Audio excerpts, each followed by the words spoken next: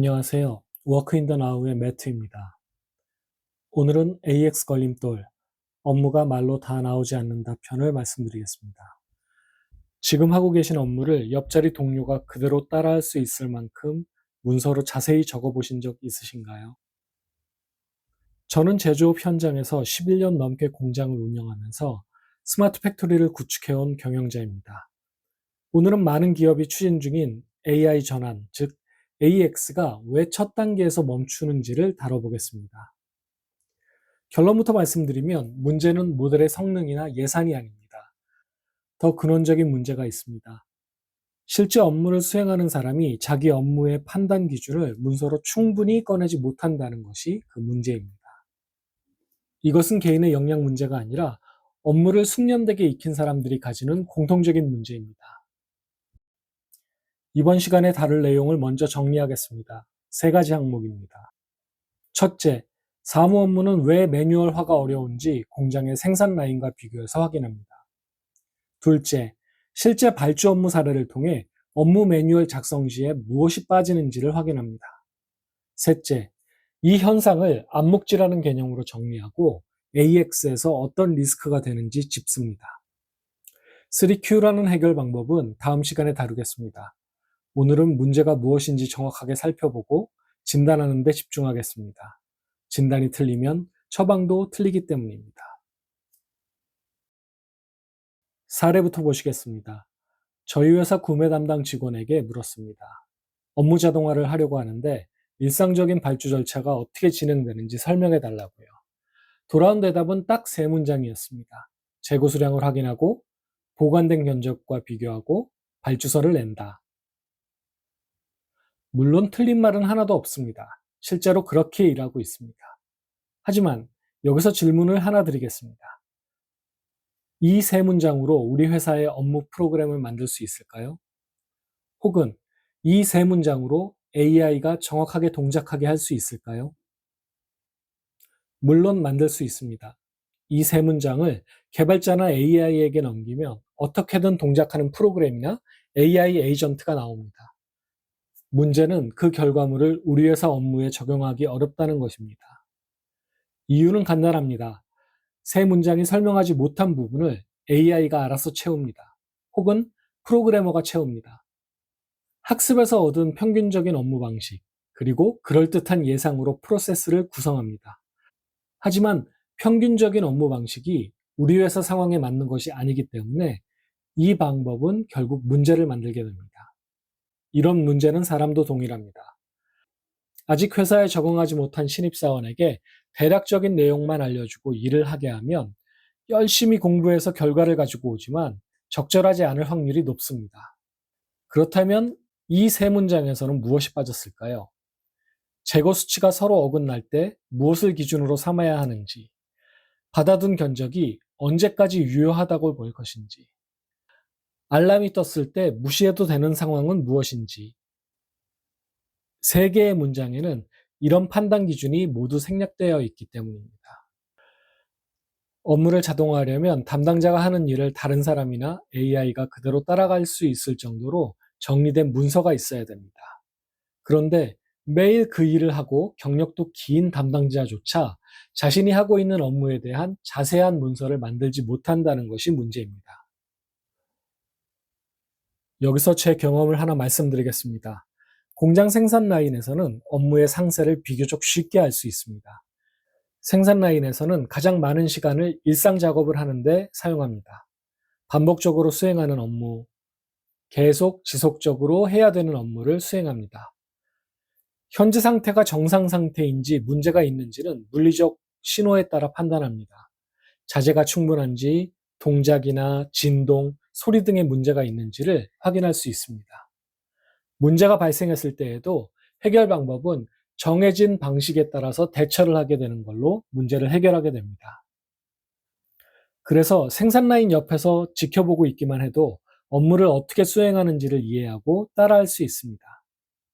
마치 과거의 도제 방식처럼 신입 직원도 경험 많은 직원 옆에 서서 작업하는 모습을 계속 보고만 있어도 작업 내용을 알게 되는 것입니다. 이렇게 공장의 생산 라인 업무는 물리적으로 드러납니다. 눈으로 확인하고 측정하고 따라하는 것으로 업무를 익힐 수 있습니다. 그래서 같은 방식을 사무실에 적용해 봤습니다. 회계, 구매, 품질 등 부서의 문서 업무를 관찰했습니다. 생산 라인에서 업무를 관찰했듯이 사무실에서도 관찰로 업무를 파악할 수 있을 것이라 판단했습니다. 결과가 어땠을까요? 관찰로 남은 건 모니터를 보고 있는 직원들의 모습뿐이었습니다. 직원들은 엑셀, ERP, 메일, 사내 문서를 오가며 데이터를 모으고 계산하고 보고서로 옮겼습니다. 작업 자체는 눈에 보였습니다. 그런데 각 단계를 왜 그 순서대로 처리하는지, 어떤 내용이 중요한지는 전혀 알 수 없었습니다. 생산 라인에서는 일상 업무, 물리적 현상, 대처 방법 등이 명확하게 보입니다. 하지만 사무 업무가 남기는 것은 클릭 기록과 파일과 결제 라인뿐입니다. 그 사이를 연결하는 판단 논리는 담당자의 머릿속에만 있었습니다. 그래서 이번에는 관찰을 멈추고 직접 물어보는 방식으로 바꿨습니다. 그런데 여기서도 어려움이 있었습니다. 담당자들은 본인이 중요하다고 생각하는 부분은 강조합니다. 하지만 당연하다고 여기는 단계는 아예 언급하지도 않고 넘어갔습니다. 저는 그 업무를 직접 해본 적이 없으니 빠진 부분을 알아차리지 못했고, 담당자가 강조한 부분은 제가 처리해오던 업무 입장에서는 너무 당연해서 왜 담당자가 몇 번이나 강조하는지 알 수가 없었습니다. 그래서 실제 발주권 하나를 놓고 처음부터 끝까지 직접 업무를 수행해 봤습니다. 그랬더니 처음에 받았던 세 문장은 사실 10번 이상의 의사결정을 통해 완료되는 업무였습니다. 시스템 재고와 창고 실물이 다를 때 어느 쪽을 기준으로 삼을지, 지금 자재 재고가 다음번 입고 때까지 충분할 것인지, 넉 달 전 견적 가격이 지금도 유효할 것인지, 오늘 발주한 자재가 석 달 뒤에 들어온다면 수량을 늘려서 잡아야 될지 줄여야 될지 같은 많은 판단을 거쳐야 업무를 마무리 지을 수 있었습니다. 그날 있었던 일은 이랬습니다. 아마도 오늘 강의의 핵심 내용이 될 것 같습니다. 구매 담당 직원과 작업 중에 시스템 재고와 창고 실물 수량이 어긋난다고 알림이 왔습니다. 담당자는 바코드로 관리하는 시스템 쪽이 맞을 확률이 높고, 작업자가 완제품과 원자재를 창고에 아직 입고하지 않았을 가능성이 높다고 설명한 다음에 저와 함께 현장으로 내려갔습니다. 실제로 현장 구석에 입고 대기 상태의 완제품과 원자재가 놓여 있었습니다. 생산 설비의 규격 변경 작업을 먼저 끝내고 입고한다는 것을 깜빡 잊고 그 자리에 놔둔 것입니다. 사무실로 들어와서 이런 일이 자주 있냐고 물었습니다. 종종 있다고 하더라고요. 좀 더 알고 싶어서 하나하나 물어보니 그 뒤에는 여러 겹의 배경이 있었습니다. 경기 침체로 고객사 발주가 소량으로 자주 오게 되면서 규격 변경 작업이 늘어나게 됐고, 숙련 작업자는 교통사고로 회사에 나올 수가 없었고, 징검다리 연휴와 정년퇴직까지 겹쳐 출근 인원이 줄었습니다. 경력이 짧은 작업자가 혼자서 모든 작업을 처리하다 보니 잊고 누락이 잦아졌던 겁니다. 거기에다가 현장 관리자는 마침 안전보건 교육 때문에 외근을 나가 있었습니다. 여기서 중요한 지점입니다. 사실 담당자는 알림이 떴을 때 이미 이 모든 상황을 고려해서 문제의 중요도를 파악하고 있었습니다. 그리고 마지막으로 이런 말을 덧붙이더라고요.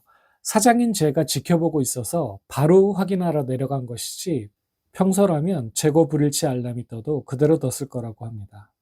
늦어도 하루 이틀만 지나면 자연스럽게 해소되는 상황인 것을 알고 있었고, 그 정도 오차는 재고를 여유 있게 운영하니까 문제가 안 된다는 판단을 했던 것입니다. 그런데 저희 회사에는 창업 초기에 만든 업무 매뉴얼이 있습니다. 거기에는 재고 불일치가 심각도가 높은 항목으로 정해져 있습니다. 이 상황은 빨리 확인하고 빨리 해결하라고 정해져 있던 것입니다. 현장의 체험적 판단과 문서의 기준이 달랐던 겁니다. 그러면 이 업무 매뉴얼을 기준으로 재고 관리 프로그램이나 AI 에이전트를 만들면 어떻게 될까요? 알람이 뜰 때마다 담당자를 호출하고 문제가 해결될 때까지 정기적으로 알람을 띄웠을 겁니다. 어쩌면 담당자가 해결될 때까지의 시간을 측정해서 평가에 반영했을 수도 있습니다. 현장의 담당자는 당장 급한 업무가 아니라는 것을 아는데, 시스템은 계속 알람을 울린다면 이런 도구는 현장에서 쓸모가 없는 도구가 될 것입니다. 사람의 인식은 원래 자기가 하는 일을 체계적으로 분석해서 기술하는 데 서툽니다. 일은 손과 눈으로 익히고 판단은 상황 속에서 내려집니다. 하지만 그 과정이 언어로 잘 정리되어 문서가 되기는 어렵습니다. 1966년에 철학자 마이클 폴라니는 이 상태를 이렇게 표현했습니다. 사람은 말할 수 있는 것보다 더 많이 안다. 몸에는 배어 있는데 말로 꺼내지 못하는 지식. 이것이 안목지입니다. 이 간극은 기업들이 오래전부터 씨름해온 문제입니다. 경영학자 노나카 이쿠지로가 개인에게 쌓인 암묵지를 조직이 공유하는 형식지로 전환하는 것을 지식 경영 이론으로 정리한 이후 수십 년 동안 기업들은 업무 매뉴얼을 만들고 인터뷰를 하고 직무 기술서를 갱신해 왔습니다. 그런데도 사무실의 판단 기준은 여전히 담당자의 머릿속에만 있습니다. 왜일까요? 숙련된 담당자가 같은 업무를 계속 수행하는 동안에는 이 문제가 수면 위로 올라오지 않기 때문입니다. 그럼 이 문제가 언제 드러날까요? 세 가지 시점에서 드러납니다. 첫째, 그 업무를 개선하거나 자동화할 때. 둘째, 신규 담당자를 교육할 때. 셋째, 담당자가 퇴사해서 지식을 회사에 남겨야 할 때입니다. 문제는 이 세 가지가 대개 한꺼번에 온다는 것입니다. 그리고 지금 많은 기업이 첫 번째 시점, AX 전환으로 업무를 개선하고 자동화해야 하는 순간을 맞이했습니다. AI 에이전트는 형식지로 적힌 업무만 수행합니다. 담당자의 머릿속에만 있는 판단 기준은 전달될 수 없습니다. 전달되지 않은 기준은 실행되지 않습니다. 수십 년 묵은 암묵지의 문제가 AX 프로젝트의 성패를 가르는 변수가 된 겁니다.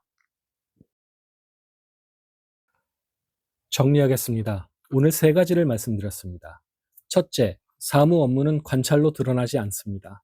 아무리 많은 서류가 남아있고 수행한 결과가 남아있어도 그 배경의 판단 기준은 알 수 없습니다. 둘째, 업무 설명에서 빠지는 것은 절차가 아니라 판단 기준입니다. 무엇을 하는지 보고서에는 남습니다. 하지만 무엇을 하지 않아야 하는지는 기록에 남지 않습니다. 셋째, 이것은 개인의 역량 문제가 아니라 인간 의식의 특성이고 AX에서는 큰 리스크가 되기 때문에 반드시 해결해야 하는 문제입니다. 여기서 실무적으로 가져가실 것 한 가지를 말씀드리겠습니다. 사내에 있는 업무 매뉴얼을 한번 살펴보시기 바랍니다. 그리고 그 업무의 담당자에게 이렇게 물어보십시오. 실제로도 이렇게 합니까? 앞에서 말했던 재고 불일치 항목처럼 문서와 현장이 다른 지점이 나올 겁니다. 그 차이가 바로 형식지로 바꾸어야 할 암묵지가 남아있는 부분입니다.